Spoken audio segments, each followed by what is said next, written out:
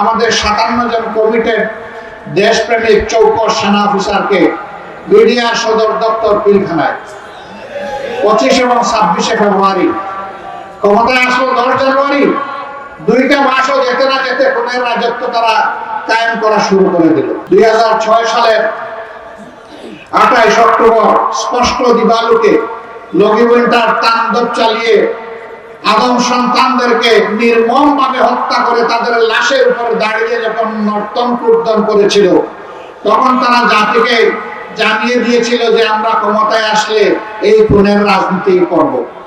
আমাদের 57 জন কমিটেড দেশপ্রেমিক চৌকস সেনা অফিসারকে বিডিআর সদর দপ্তর পিলখানায় 25 এবং 26 ফেব্রুয়ারি ক্ষমতায় আসলো 10 জানুয়ারি। 2টা মাসও যেতে না যেতে খুনের রাজত্ব তারা কায়েম করা শুরু করে দিল। সেনাবাহিনীর মনোবল ভেঙে দিল।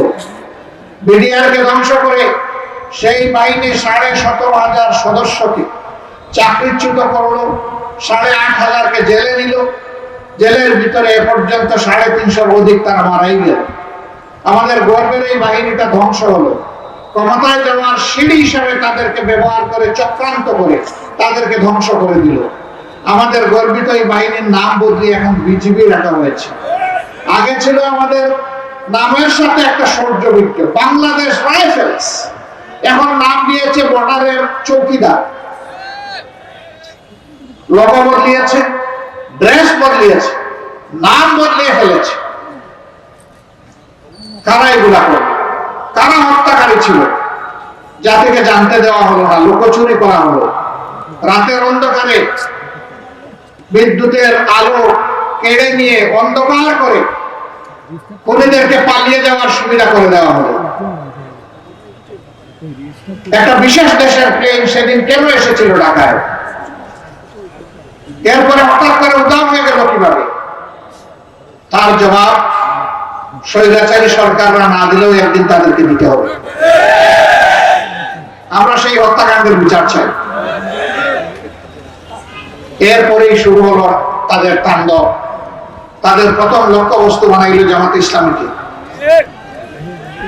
যারা পরীক্ষিত দেশপ্রেমিক, যারা তাদের সততায় দেশবাসীকে মুগ্ধ করেছিল, দক্ষতার স্বাক্ষর রেখেছিলেন, দায়িত্বের পরতে পরতে সেই সমস্ত নেতৃবৃন্দকে ঠান্ডা মাথায় মিথ্যা অভিযোগ এনে সাজানো কোর্ট, পাতানো সাক্ষী দিয়ে এবং ব্রাসেলস থেকে রায় এনে সেই সমস্ত নেতৃবৃন্দকে খুন করা হলো, ফাঁসি দেওয়া হলো, কাউকে কাউকে তিলে তিলে মৃত্যুর দিকে ঠেলে দেওয়া হলো। তারা জেলের ভিতরে ইন্তেকাল করলেন।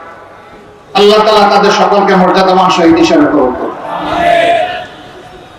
আমরা তখন আমাদের বন্ধু সমস্ত রাজনৈতিক সংগঠনকে বলেছিলাম, এটি জামাতের উপর আঘাত নয়, এটি বাংলাদেশের স্বাধীনতা সার্বভৌমত্বের উপর আঘাত।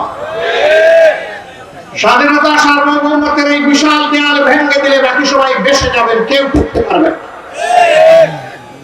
আমাদের পাশে দাঁড়ান, ফ্যাসিজমকে সম্মিলিতভাবে আমরা মোকাবেলা করি।